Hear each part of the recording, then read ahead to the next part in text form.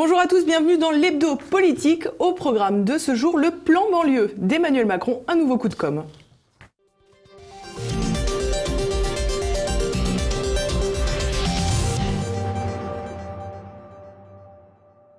Cette semaine, Emmanuel Macron a enchaîné les déplacements en banlieue, tantôt en Seine-Saint-Denis, tantôt dans le Nord. Le président a multiplié les déclarations d'intention, lutte contre le chômage, retour des services publics et de la sécurité. Avant même d'être lancé, ce nouveau plan banlieue a un goût de déjà-vu. Et avec moi pour en parler, Jordan Bardella. Merci d'être avec nous. Alors Jordan, vous êtes porte-parole du Front National, vous êtes également élu au Conseil régional d'Île-de-France, au Conseil départemental de Seine-Saint-Denis et vous êtes le président du collectif Banlieue Patriote. Je ne suis pas conseiller départemental. Pas de Seine-Saint-Denis, pardon. Non, je suis secrétaire départemental. Secrétaire départemental du Front exactement. National, excusez-moi. On va peut-être, première impression sur ce plan annoncé, encore très vague a priori ? Écoutez, je crois que s'il y a bien une politique qui est le symptôme de cette union entre la droite et la gauche, je crois que c'est bien la politique des banlieues. Monsieur Macron s'inscrit dans la pleine lignée de ce qu'il se fait depuis un certain nombre de temps en matière de banlieue. Donc pas surpris des annonces de Monsieur Macron, énormément de verbes creux. Et je crois que, encore une fois, le président de la République et le gouvernement n'ont pas pris la mesure du véritable fléau qui plombe aujourd'hui une bonne partie du territoire national. Alors justement, vous disiez que cette annonce s'inscrit dans la lignée de la politique de la ville depuis plusieurs années. Ce que je vous propose, c'est de regarder un petit récapitulatif des dernières années et de cette politique de la ville menée successivement par Jacques Chirac, Nicolas Sarkozy, François Hollande et désormais Emmanuel Macron. Les plans banlieues se suivent et se ressemblent depuis des décennies. Les quartiers sensibles où beaucoup d'habitants sont issus de l'immigration sont un véritable enjeu politique. De gauche comme de droite, les présidents successifs ont tenté de mettre leurs pattes sur des initiatives miraculeuses pour redynamiser des territoires en déconfiture, atteints par le chômage et l'insécurité. Après 2 mandats du socialiste François Mitterrand, Jacques Chirac fera campagne sur le thème de la fracture sociale. En faisant le lien entre politique de la ville et politique du logement, le Corrézien fait adopter la loi SRU, la loi relative à la solidarité et au renouvellement urbain. C'est ce texte qui contraindra chaque commune de plus de 3500 habitants à disposer d'au moins 20% de logements sociaux, une mesure qui n'a jamais rencontré une adhésion unanime des maires de France. Lors de son deuxième quinquennat, Jacques Chirac aura un allié de poids pour poursuivre son action dans les banlieues, Jean-Louis Borloo. Avec son ministère délégué à la ville et à la rénovation urbaine, le centriste accompagne la création de l'Agence nationale pour la rénovation urbaine et appuie la construction des logements sociaux. Sous son action, la progression de ces derniers sera multipliée par 2. Quand en 2005, le chômage passe au-dessus de la barre fatidique des 10%, Borloo est appelé au ministère du Travail et de la Cohésion sociale. Il mène une action dans la continuité de son portefeuille précédent. Là encore, il sera salué puisqu'il fera passer les chiffres du chômage sous les 8% grâce à un plan de cohésion sociale dit plan Borloo. Il permettra également la création de la Haute Autorité de lutte contre les discriminations.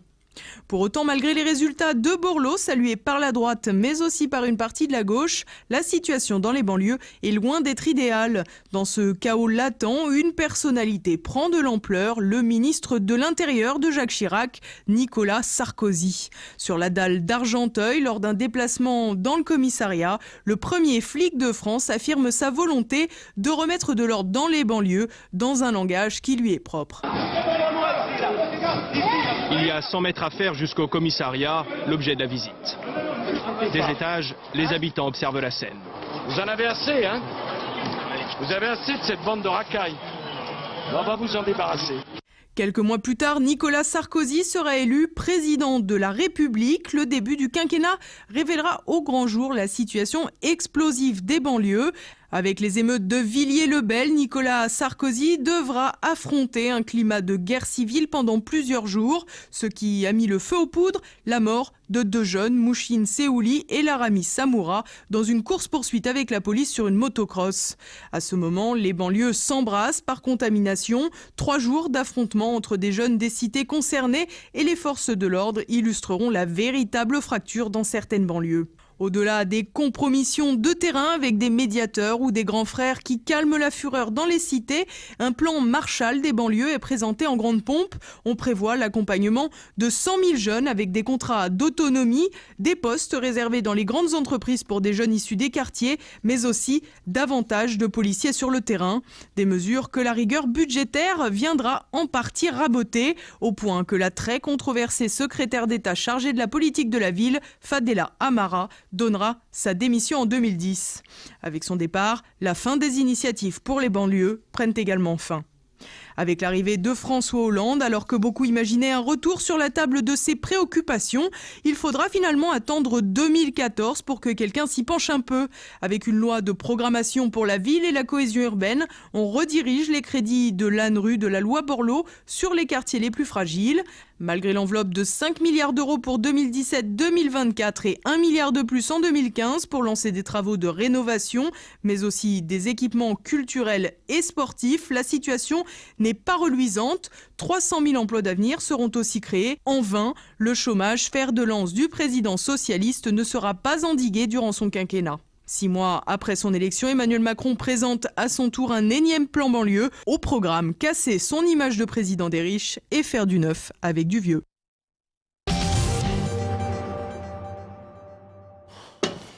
Alors visiblement, les recettes sont pas nouvelles dans ce plan banlieue d'Emmanuel Macron, même si on a pour le moment qu'une petite ébauche de son programme. Visiblement, ça n'a pas convaincu énormément les gens, notamment sur les réseaux sociaux. Et je vous propose, avant de revenir en profondeur sur ces sujets, de regarder tout de suite les réactions de la toile.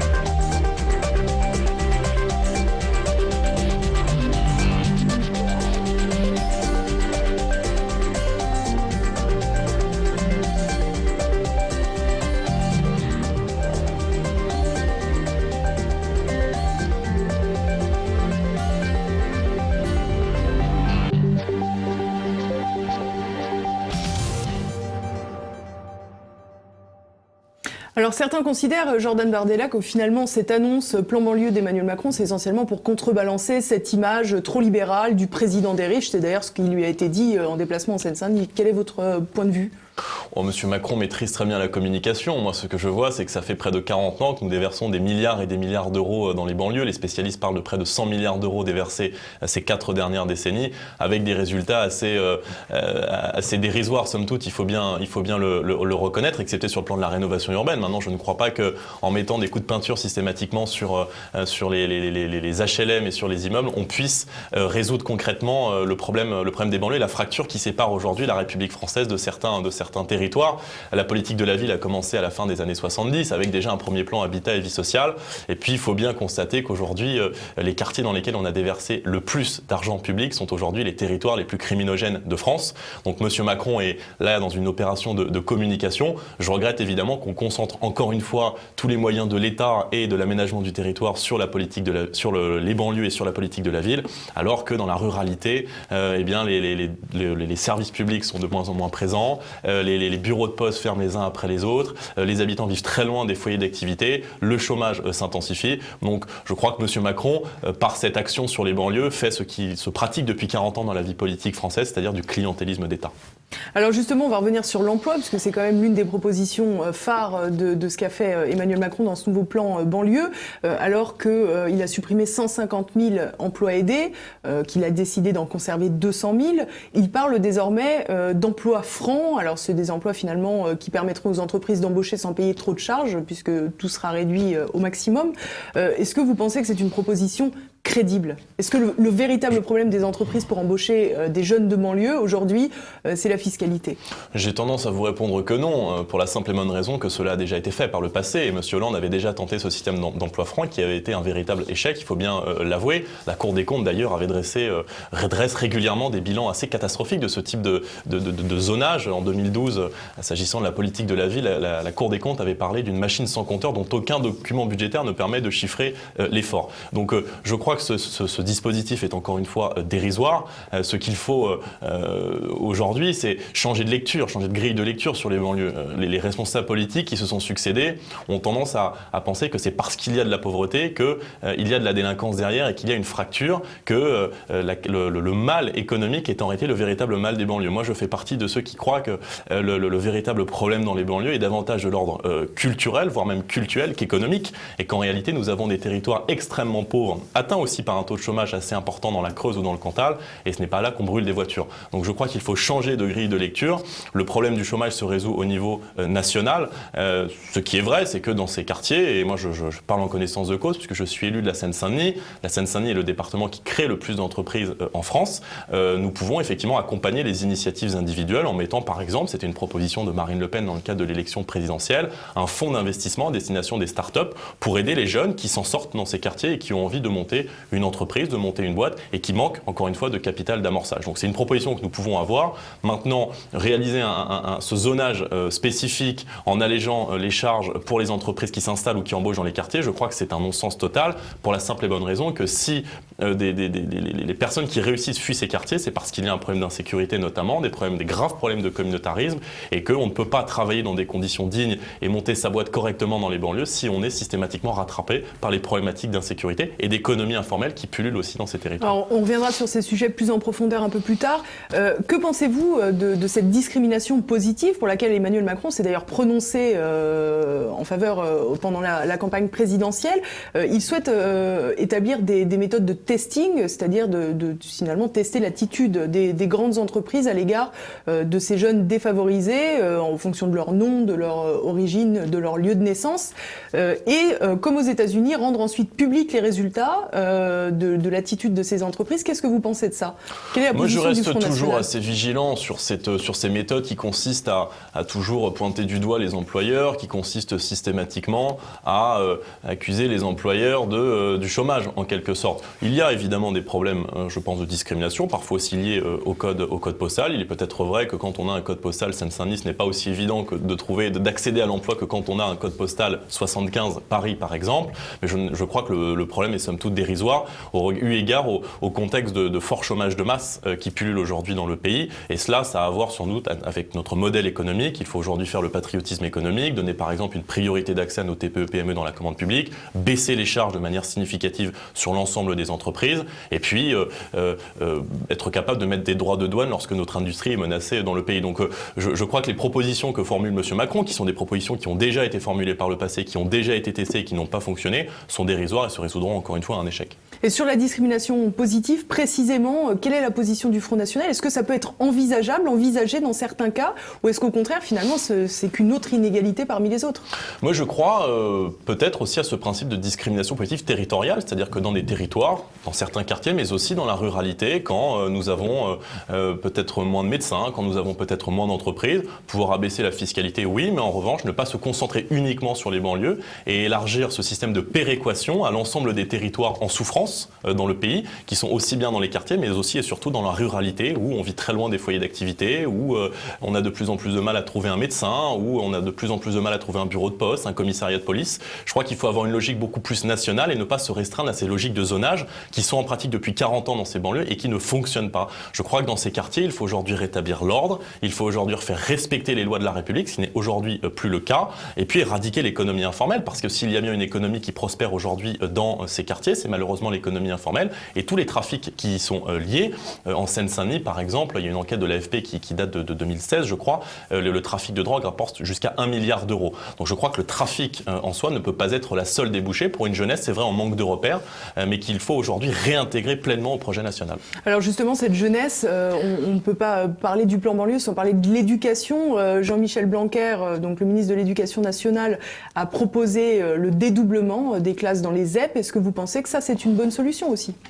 Je crois que s'il y a bien un ministère qui nous envoie des signaux positifs dans ce gouvernement, c'est, je pense, le ministère de Monsieur Blanquer. Il y a un certain nombre de bonnes propositions. Alors maintenant, j'attends de voir s'agissant de la réalisation concrète, mais il y a effectivement un certain nombre de bonnes propositions qui ont été formulées par Monsieur Blanquer sur le retour de l'autorité à l'école, sur le retour aux fondamentaux, qui sont encore une fois des mesures que nous avions proposées et que nous proposons dans le cadre de notre projet politique. Donc oui, l'éducation a évidemment une place centrale.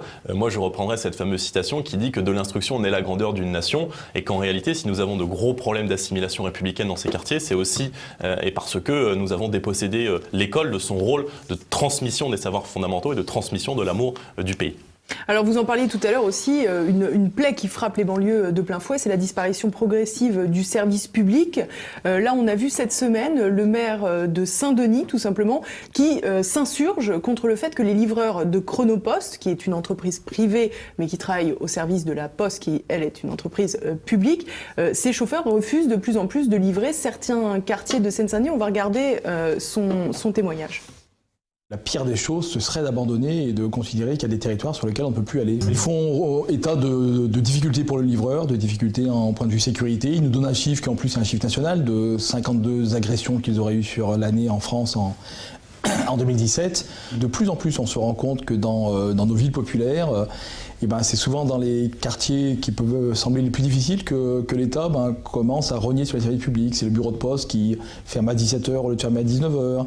C'est des fermetures de plus en plus importantes. C'est les services de l'État qui sont moins présents. Et ça commence à être dramatique parce que l'insécurité se nourrit aussi du fait que les services publics soient de moins en moins présents. Alors vous êtes élu en Seine-Saint-Denis, ça vous étonne ce genre de problème ? Non, ça ne m'étonne pas. Maintenant, je connais très bien le cas de la ville de Saint-Denis, puisque moi j'ai grandi, j'ai fait toute ma scolarité, donc je connais cette ville comme ma poche, si je peux me permettre. Je connais aussi très bien l'action de la municipalité communiste qui gère cette ville depuis près d'un demi-siècle. Et franchement, je crois que le maire de Saint-Denis n'est pas exempt de tout soupçon ni de tout reproche quand on voit que la municipalité communiste joue depuis un certain nombre de temps avec le communautarisme, avec le recul des libertés dans certaines cités, à nier systématiquement la réalité, à euphémiser la réalité. Je crois que, comme disait Camus, mal nommer les choses, c'est ajouter du malheur au monde. Et je crois que les conséquences d'une immigration massive et d'une assimilation qui ne s'est pas effectuée dans cette ville ne peuvent pas être découplées de la situation que nous vivons et du recul aussi des services publics dans ces cités où la police n'entre plus, où les médecins n'osent plus aller, où les ambulances n'arrivent plus parce que le personnel qui travaille ont peur systématiquement d'être agressé.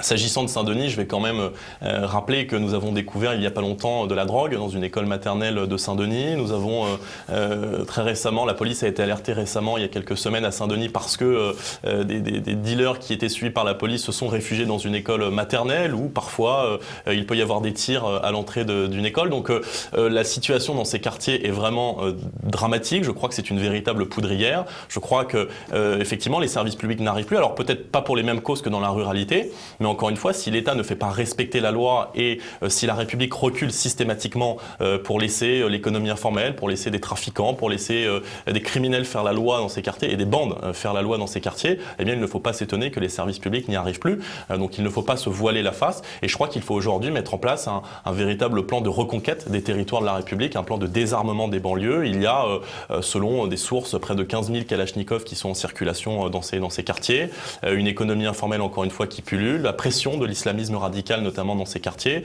et la République doit arrêter de reculer, et il faut aujourd'hui, je crois, reconquérir ces territoires parce que nous le devons aussi aux personnes qui vivent dans ces quartiers et qui souffrent du recul et de l'abandon de l'État. Alors parallèlement à cette impression d'insécurité et à cette volonté du moins affichée du président de la République de rétablir la sécurité dans ces quartiers, on voit également que tout sera mis en place pour éviter les discriminations. On sait que contrairement à ce qui est le cas avec Emmanuel Macron, François Hollande avait beaucoup mis en avant la volonté de lutter contre le contrôle aux faciès. Quelle est la position du Front National quant à la possibilité effectivement de contrôler des populations qui peuvent paraître parfois plus criminogènes dans ces quartiers? On sait que l'autre fois, un témoignage de Guillaume Lebeau, un policier de la brigade anticriminalité, racontait qu'il était chargé d'arrêter des clandestins et que pour ne pas être accusé de faire du contrôle aux faciès, il devait aussi contrôler des personnes européennes qui sortaient des transports en commun. On se dit, on nage en pleine irréalité finalement. Oui, je crois qu'on nage en plein délire parce qu'on se refuse à regarder la réalité en face. Qui aujourd'hui dans notre pays peut nier la réalité entre l'immigration massive et l'insécurité dans un certain nombre de quartiers? Personne. Il suffit de regarder la proportion aussi d'étrangers dans les prisons françaises, qui est je crois d'environ 20%. Je veux dire, voilà, nous ne pouvons pas aujourd'hui découpler cette réalité. L'autre jour, j'ai déclenché un esclandre au conseil régional pour avoir appelé qu'à Paris, un violeur sur deux était de nationalité étrangère. Bon, bah écoutez, c'est des chiffres qui ont été donnés par la presse, qui ont été donnés par des observatoires nationaux. Donc à un moment donné, il faut regarder la réalité en face. Maintenant, je sais qu'il y a aussi dans ces quartiers des familles issues de l'immigration qui respectent la loi, qui n'ont qu'une seule envie, c'est que leurs enfants puissent aller dans l'école de la République, puissent recevoir les savoirs fondamentaux, puissent ensuite avoir un avenir serein et digne. Et je crois qu'il faut aussi aider ces personnes. Il faut avoir une position équilibrée. Mais encore une fois, nous avons dansé sur un volcan depuis un certain nombre d'années dans ces territoires en considérant que c'est parce qu'il y avait de la pauvreté qu'il pouvait y avoir de la délinquance derrière. Moi, j'ai vécu in situ les émeutes urbaines de 2005, dont j'ai un souvenir parfaitement intact. Et il faut bien dire qu'elles ont révélé qu'une génération issue de l'immigration était arrivée à l'âge adulte et ne s'était pas assimilée à la nation française. On l'a vu récemment aussi sur les Champs-Élysées, des drapeaux marocains brandis sur la flamme du soldat inconnu un 11 novembre, ce que je trouve parfaitement irrespectueux. Donc oui, il y a un problème à ce niveau-là dans le pays. Oui, il y a une génération qui n'a pas fait son assimilation et qui se sent, je veux dire, hors de la République et qui se sent hors du pays aujourd'hui. Donc moi, je veux bien qu'on se contente de mettre des pratiques de testing, d'appliquer le contrôle au faciès ou d'avoir des emplois francs, mais on se refuse encore une fois à regarder la réalité en face et on a en quelque sorte sur les banlieues la politique des yeux grands fermés. On a même, au-delà de ne pas avoir voulu voir, on a l'impression, d'ailleurs vous le disiez tout à l'heure pour la communauté, pour la commune de Saint-Denis avec un élu communiste là dans ce cas-là, on a l'impression aussi qu'on a beaucoup acheté la paix sociale. D'ailleurs le plan banlieue de 2007 était à la suite des émeutes.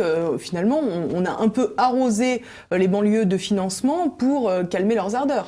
Oui, je crois qu'en réalité la politique de la ville cache un clientélisme d'État, à tel point que même, je le disais, la Cour des comptes ne sait pas où est passé l'argent et en réalité cet argent a pu aussi servir derrière à subventionner des associations fictives pour pouvoir acheter la paix sociale. On se souvient, c'est le cas que je cite régulièrement, le cas classique de Sylvie Andrieux, élue socialiste des quartiers de Marseille, qui a été condamnée pour avoir détourné les crédits de la politique de la ville à destination d'associations fictives qui lui permettaient d'être réélue systématiquement d'élection en élection. Et alors puis, concrètement, on paye indirectement des éléments de ces quartiers difficiles pour qu'ils fassent régner la paix. Oui, on est dans des pratiques mafieuses. On achète la paix sociale en laissant, par exemple, c'est pas moi qui le dis, d'ailleurs Monsieur Keppel le dit très bien, en laissant les salafistes faire la loi. Et je dirais aujourd'hui, Monsieur Keppel le dit encore une fois clairement, faire appliquer les lois que l'État de la République n'est aujourd'hui plus en mesure d'assumer, faute d'une autorité suffisante et faute d'un recul permanent des services publics. Oui, nous avons laissé aujourd'hui ces territoires à des grands frères, nous avons laissé ces territoires à des bandes et nous avons aussi laissé ces territoires à une certaine forme d'islamisme radical. Je veux dire qu'il y a N0 se côtoie et puis à N+1, N+2, on voit que on a ce phénomène hybride, c'est-à-dire que d'anciens délinquants, d'anciens criminels, d'anciens grands frères passent de la délinquance, de la criminalité à l'islamisme radical. Ce sont des phénomènes qui existent et qui peuvent ensuite donner des bombes humaines, comme on l'a vu au Bataclan par exemple. Alors on a vu donc ce problème de communautarisme, on voit aussi ce phénomène de prière de rue qui faisait un petit peu parler de lui déjà il y a quelques années dans les rues de Paris. La semaine dernière, c'était à Clichy-la-Garenne. On voit que les élus du conseil régional se sont mobilisés pour aller protester contre cette prière de rue. On va regarder le reportage qui est issu du journal de TV Liberté.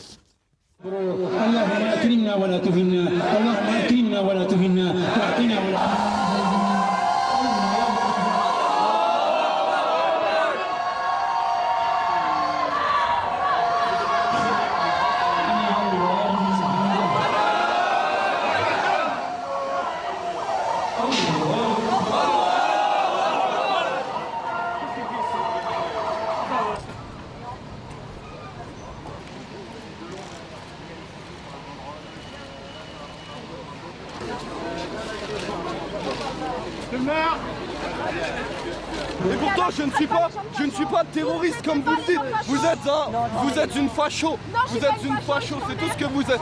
Vous m'emmerdez, mais tant mieux. Allez, si vous voulez. Moi, liberté, égalité, mixité, c'est tout ce que je dis, madame. Vous n'avez pas à occuper la rue. Ça vous dérange, oui, je l'entends. Ça vous dérange. L'exercice Ça dérange pas que moi, ça dérange pas mal de monde. Juste accepter. vous dérange. Ça y est, on rentre dans les grands discours habituels de l'islamophobie, de ceci, cela. Je m'occupe pas des affaires de Clichy, je m'occupe des affaires du territoire français. Clichy est encore en France, tout le monde a le droit de s'occuper de ce problème. Nous sommes des Français, monsieur.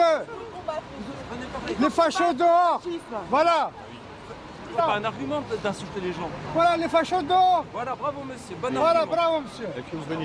Bravo. Nous, on va faire la prière ici. Vous connaissez la définition du fascisme? Ah, ouais, je connais bien. C'est quoi? Et vous connaissez, vous? Non, mais dites tous que c'est eux.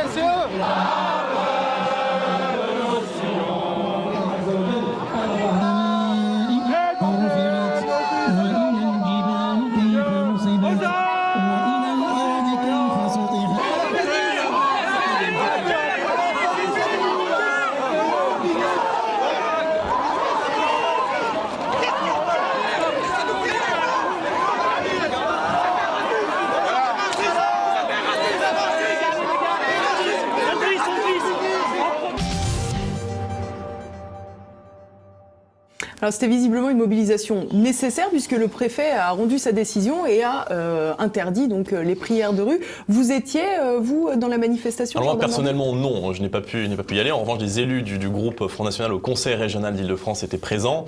Ce qui est assez hallucinant, c'est qu'il aura fallu quand même 8 mois au préfet pour faire interdire ces manifestations, pour faire interdire ces prières de rue, et qui viennent surtout, cette interdiction vient surtout du fait que les élus se sont mobilisés. Donc il aura donc fallu une agitation politico-médiatique pour faire respecter la loi de la République, ce que je trouve particulièrement inquiétant aujourd'hui, eu égard à l'état de droit.